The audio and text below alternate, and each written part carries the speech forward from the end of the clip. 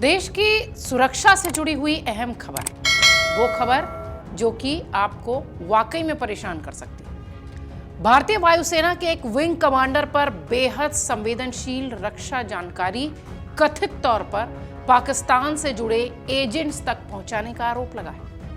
आरोप कुछ ऐसा है कि अधिकारी को सोशल मीडिया के जरिए हनी ट्रैप में फंसाया गया और उसके बाद गोपनीय दस्तावेज जानकारी धीरे धीरे हासिल की गई। अब जांच एजेंसीज के सामने सबसे बड़ा सवाल यह है कि आखिर एक वरिष्ठ सेना का अधिकारी खुफिया एजेंसीज के रडार पर आया कैसे, और क्या इस पूरे मामले में सिर्फ एक अधिकारी शामिल है या कोई नेटवर्क? ये बड़ा सवाल है। पिछले कुछ दिनों से लगातार इस तरीके की चर्चा हो रही है कि वायुसेना का एक अधिकारी कैसे हनी ट्रैप में फंस गया।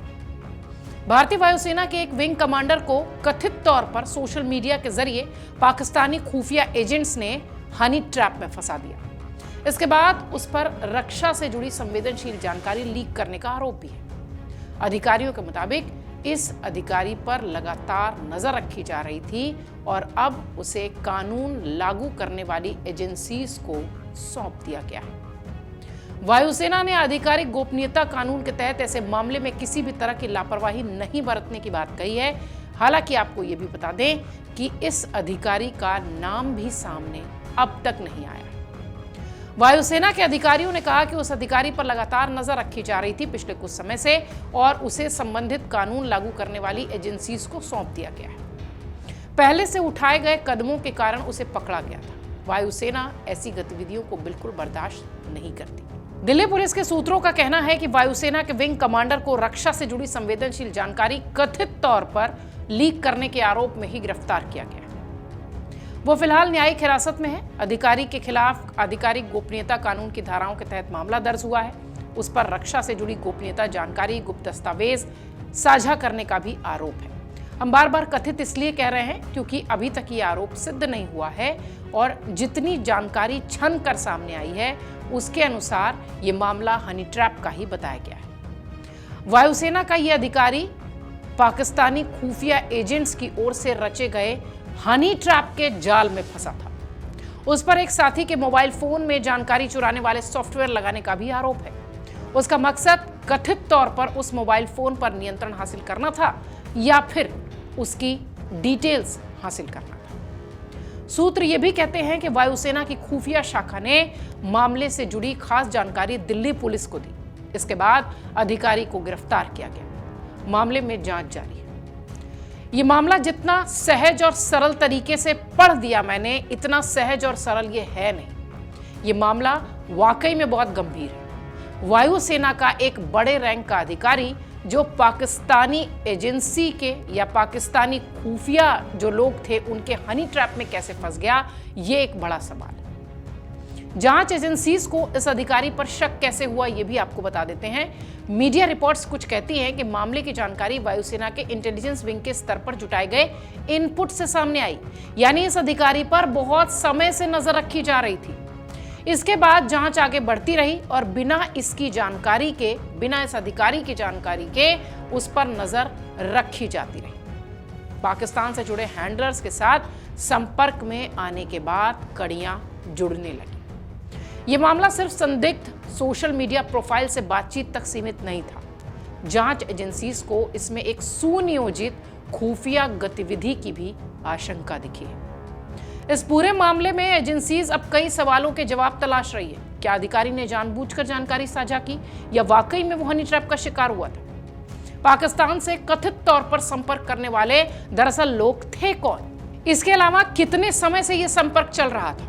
कितनी संवेदनशील जानकारी, देश से जुड़ी हुई जानकारी जो थी वो बाहर गई है? और सबसे अहम, क्या ये सिर्फ व्यक्ति तक सीमित मामला है या इसका कोई बड़ा नेटवर्क है? इन सवालों के जवाब जांच पूरी होने के बाद ही साफ होंगे। लेकिन हाँ, इस पूरे मामले में एक बार फिर राष्ट्रीय सुरक्षा के लिए खतरा सिर्फ बंदूक लेकर सीमा पर खड़े दुश्मन नहीं होते।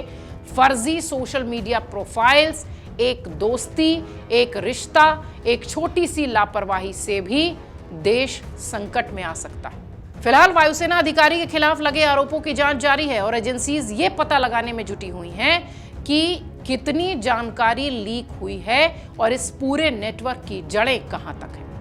वायुसेना के इस अधिकारी का नाम अब तक सामने नहीं आया है, जैसा कि हमने शुरुआत से आपको बताया है। क्या जासूसी के आरोप में पहले भी ऐसी गिरफ्तारियां हुई हैं?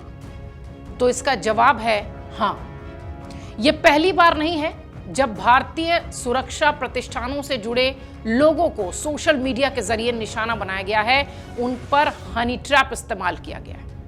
पिछले साल पुलिस ने यह भी बताया था कि अलवर के एक निवासी को पाकिस्तान की खुफिया एजेंसी ISI के लिए जासूसी करने के लिए गिरफ्तार किया गया था।